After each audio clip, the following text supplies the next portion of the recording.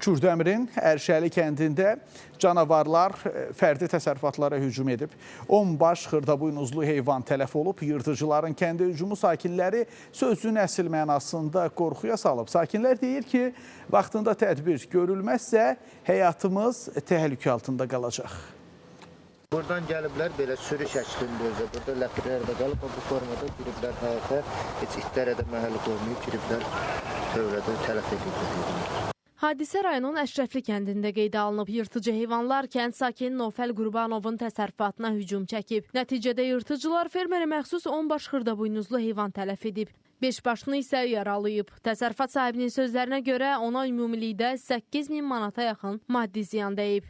Hadisə gecə saatlarında olub, səhərə yaxın olub, yatmış vaxtda olub.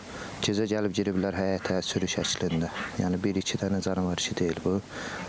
2 dənə də həyətdə it olub. Sakinlər deyir ki, yırtıcıların kəndə hücumu istər böyüklərin, istərsə də azyaşlıların həyatı üçün təhlükədir. Yəni tək heyvan deyil də, heyvan narahatsızlıq doğurulmur bizə. Sadəcə evdə körpə uşaqlar var, həyətdə oynayırlar, məhliyə çıxırlar. Yəni canavar gəlib uşaqlara hücum eləsə, buna cavab verəcək kim olacaq? Xahiş ediyor bu barədə bizə köməklik eləsinlər, sadəcə uzaqlaşdırsınlar. Kənddə artıq 3-cü səfərdə olur.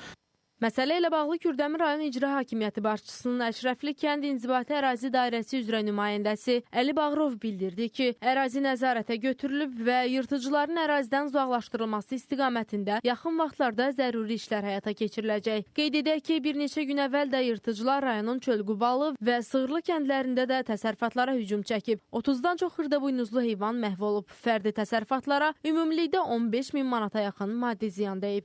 Diana Cəlali, Spice xəbər, Kürdəmir.